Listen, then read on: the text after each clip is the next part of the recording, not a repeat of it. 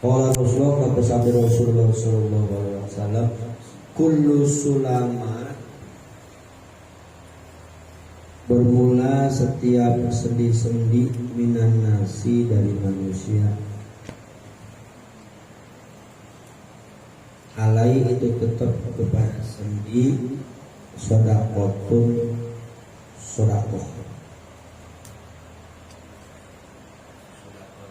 Sodakoh.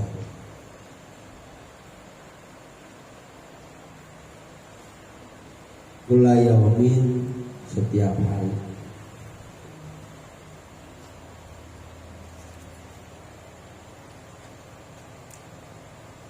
Tatlu'u, muncul fihi, di dalam itu, kula yaumin, asamsu, matahari. Tatlu'u muncul, atau bahasanya talu terbit, lebih enak. Tatlu'u terbit di dalam setiap hari, asamsu, matahari. Ta'dilu, mendamaikan bainal isnaini, di antara dua orang yang berselisih. Ta'dilu, mendamaikan bainal isnaini, di antara dua orang berselisih. Sodakoh itu sodakoh.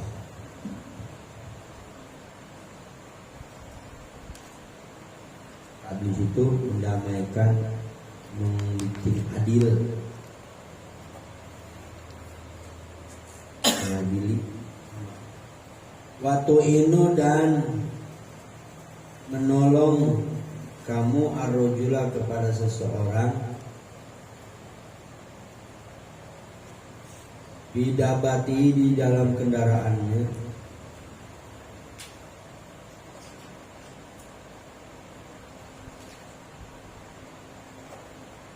fatahmilu,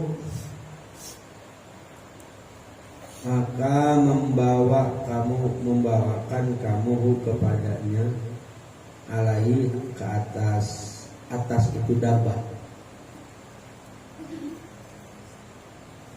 Autar bau, atau mengangkatkan, lahu, kepadanya, alaihi, atas itu dabah, mata'ahu, akan barang-barangnya. Sodakotun, itu sodakoh.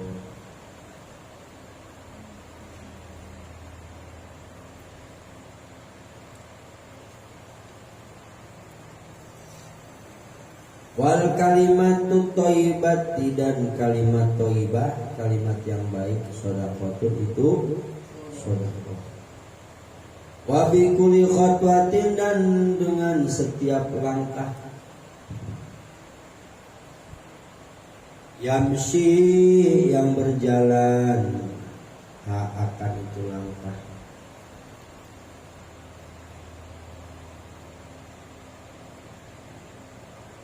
Ila sholati, akan atau menuju sholat.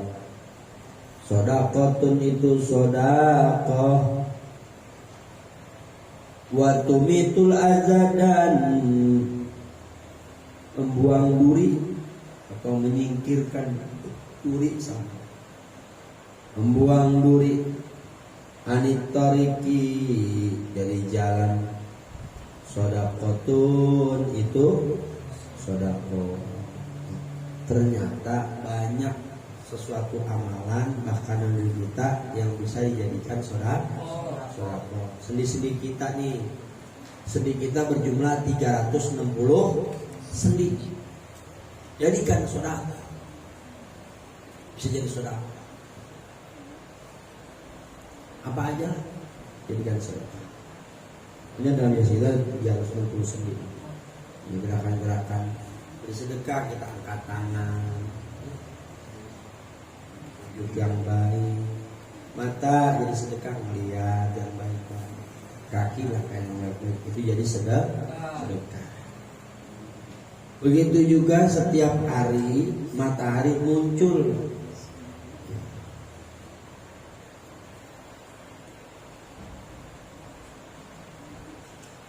jadikan sedekah. Bagaimana melaksanakan sholat duha? Ini jadi dalil. Jadi dengan 2 rakaat sholat duha sebenarnya kita sudah menyedekahkan jasad kita. Yang jumlah sendinya berapa? 360 sendi. Sholat duha 2 rakaat sudah menjakatkan diri kita.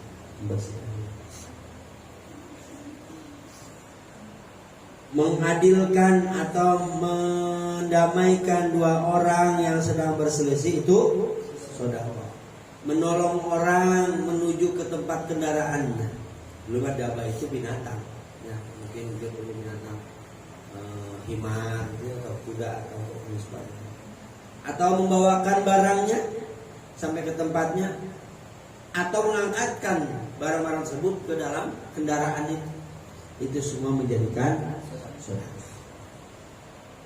Atau kalimat thayyibah, kalimat yang baik-baik kau ucapkan, zikir dan sebagainya, itu sedekah. Setiap langkah kamu menuju masjid itu pun sedekah. Membuang duri, membuang sesuatu yang dapat menyebabkan orang celaka di jalanan, itu pun menjadikan sedekah. Apa aja lah.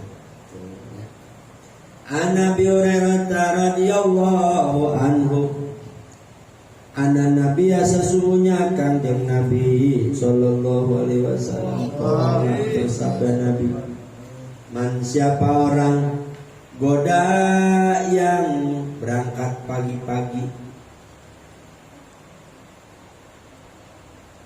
ilal masjid, ke masjid, menuju masjid, auroha atau berangkat sore-sore,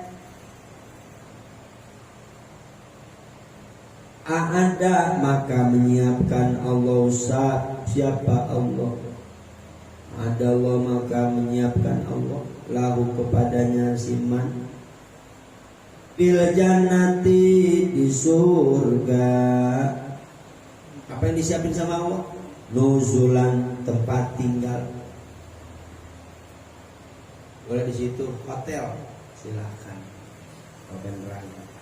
Ya Allah kasih hotel di surga. Mantap. Kulama goda di pada waktu pagi-pagi auroha atau sore hari. Ya, pagi dan sore Allah siapin hotel di surga. Tidak hanya hotel aja ya, pasti ada yang menjaga itu hotel, para dayang-dayang hotel, para peliput tidak dari bidadari hotel.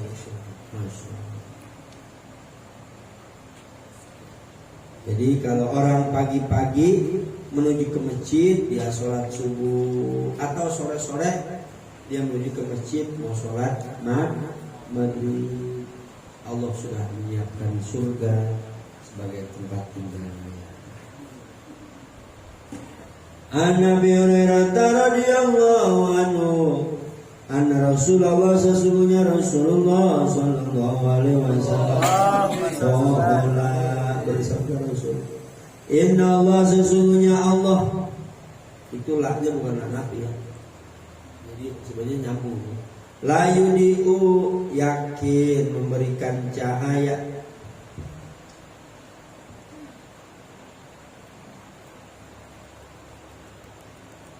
lilladzina kepada orang-orang atau bagi orang-orang atau untuk orang-orang, lilladzina untuk orang-orang yatakhallaluna yang menelusuri mereka, si alladzina yatakhallaluna yang menelusuri mereka, ilal masjidi menuju masjid, bizulami atau bizulmi di waktu gelap, bizulmi di waktu gelap, binuri satihin dengan cahaya yang mencorong, cahaya yang mencorong, bersin sinar, cahaya nyorong mencorong. Yaumal kiamati pada hari kiamat, masya Allah. Ini buat laki-laki, bukan jarang. Allah akan memberikan cahaya bagi orang-orang yang suka berangkat menuju ke masjid. Dia telusuri jalanan untuk datang ke masjid walaupun dalam keadaan gelap. Nanti waktu isya, waktu subuh, malam-malam kemana bang? Ke masjid. Ngapain? Sholat isya. Cuma kalau dulu mah gelap ya, kalau sekarang mah udah terang, nggak jadi masalah. Yang modern, intinya mafhumnya baik-baik bagi orang yang menuju ke masjid. Walaupun terang, harusnya gelap, walaupun gelap. Karena mau udah terang itu modern, lebih mantep lah. Nanti ke masjidnya, jangan diperdebatkan masalah gelap terang. Nanti kapan Allah berikan cahaya yang mencorong? Pada hari kiamat. Hari kiamat langsung wajah seorang bercahaya semua. Dengan sebab rajin datang ke masjid di waktu gelap. An Abi Hurairah radhiyallahu anhu qala bersabda Rasulullah sallallahu alaihi wasallam, al-masyauna, bermula orang-orang yang berjalan ilal masajidi, ke masjid-masjid, bizulmi, di waktu gelap,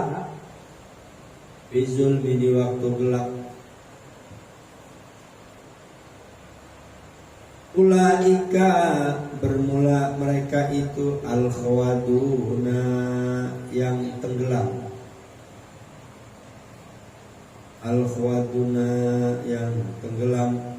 fi rahmatillahi, di dalam rahmat kasih sayang Allah, dalam rahmat Allah, rahmatnya kasih sayang.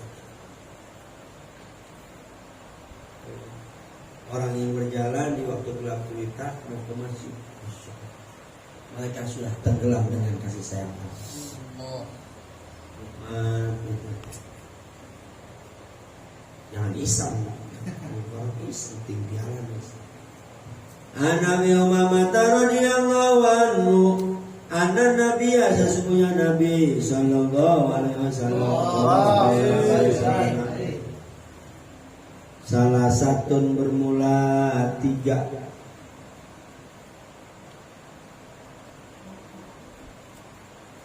golongan, bermula tiga golongan, kulluhum, semuanya mereka yang tiga golongan itu, semuanya mereka dominun, itu yang dijamin atau ditanggung, kalau itu yang dijamin Allah di hadapan Allah, atas Allah di hadapan Allah menjamin kepada tiga golongan ini.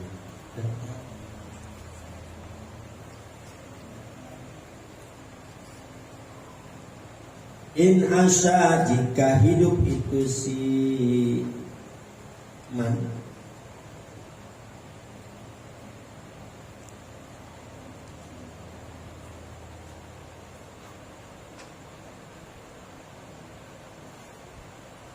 in asa, jika hidup, ruziko, maka diberi rizki, wakufia, dan diberi kecukupan,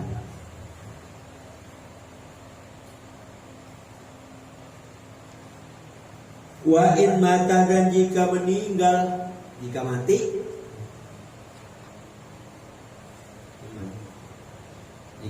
siman adkhalahu, maka memasukkanhu, kepada siman Allah, siapa? Allah, maka Allah memasukkannya al-jannata, ke surga. Masya Allah.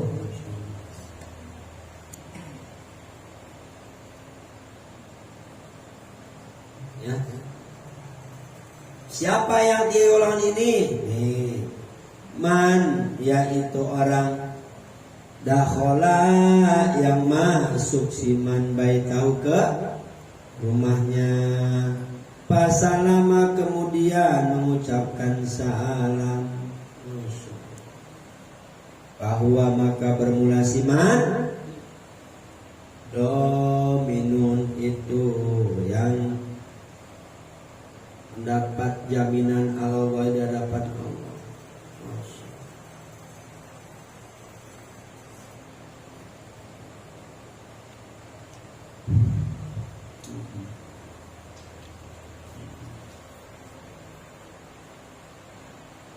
Waman dan siapa orang, jangan siapa orang.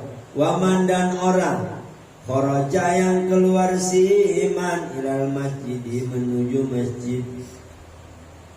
Bahwa maka bermula si iman domin itu yang ditanggung jawab Allah di hadapan Allah.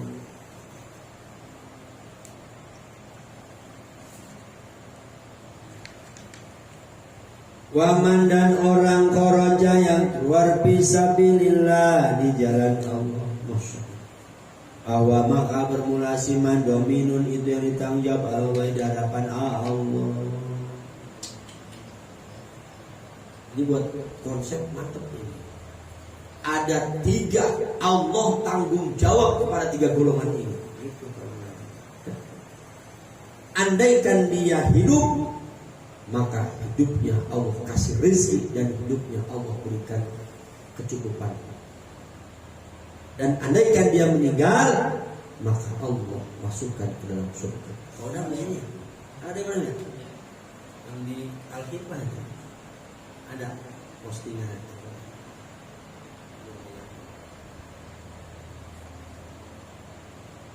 Ya, golongan.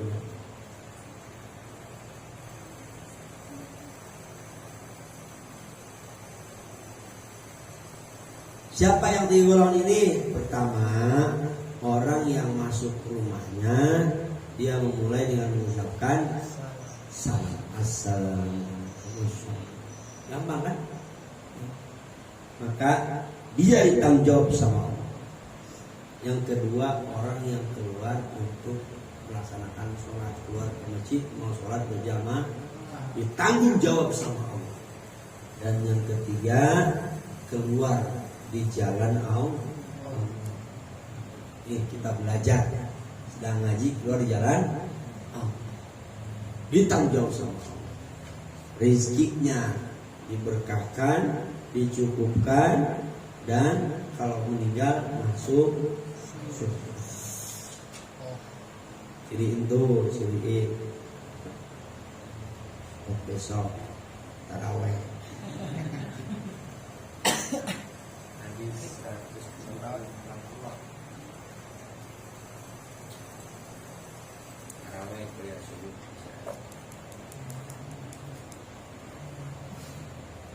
Satu lagi, An-Nabi Hurairah radhiyallahu anhu, anna Nabiya sesungguhnya kanjeng Nabi sallallahu alaihi wasallam qala bersabda Nabi, ahabul biladi bermula yang paling dicintainya itu negara.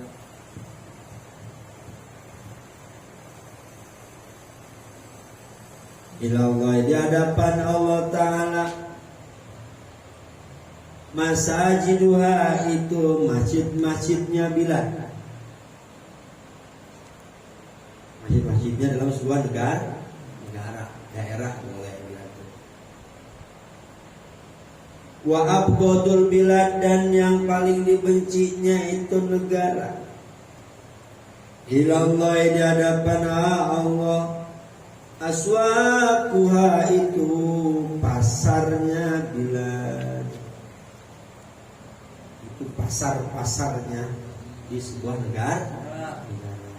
Jadi dalam sebuah negara kata Rasul, ada yang paling dicintai dari Allah, ada yang dipuji sama Allah. Mana negara yang dicintai Allah? Yaitu masjid. Negara tersebut ada masjid yang dipakai ibadah. Mana yang paling dipuji Allah? Asal. Makanya tempat yang paling baik masjid, tempat yang paling buruk pasar. Di pasar kenapa yang paling buruk? Karena banyak maksiat, campur baur laki dengan perempuan, banyak penipuan, banyak sumpah-sumpah palsu, banyak kebohong, para pedagang pada bohong banyak. Maka di situ tempat yang paling bagus. Udah banyak yang ngurangin timbangan dia, literan dan lain sebagainya. Omongan-omongan racun kadang-kadang. Pedagang lihat perempuan bahenolnya pun. Neng belanja, neng gede amat tuh neng. Ada ujung belanja tapi gede. Kadang-kadang masuk berdempel-dempel, ya kan? Pasar. Hanya identik pasar bau, identiknya masjid wangi. Jadikan masjid tempat ternyaman buat umat Islam. Jangan dijadikan tempat yang ditakutkan. Tadi Bapak sholat taraweh di Rawatul Muklihin di keterangan Jatuh. Di situ ada yang cerita, Masya Allah, orang tuanya sakit, dia datang ke Cibinong, sholat, ternyata itu masjid kosong udah hampir 1 tahun. Mengapa? Awal dari COVID deh di rumah sakit, jadi takut pada sholat di masjid. Dia sholat itu Masya Allah, kotornya bukan main, debu gak tuh. Nggak diurus itu di Cibinong tuh. Ya Allah, dampak COVID jadi para ketakutan sholat di masjid. Mudah-mudahan kita Allah teguhkan hati kita dan Allah berikan kecintaan kepada kita untuk mencintai rumah-rumah Allah, hingga kita termasuk golongan orang yang mendapatkan keberuntungan dari Allah Subhanahu wa taala. Hidup kita diberkahi, rezeki kita diluaskan, dan kita digolongkan termasuk golongan ahli surga. Amin ya rabbal alamin. Wallahu a'lam bishawab. Amin.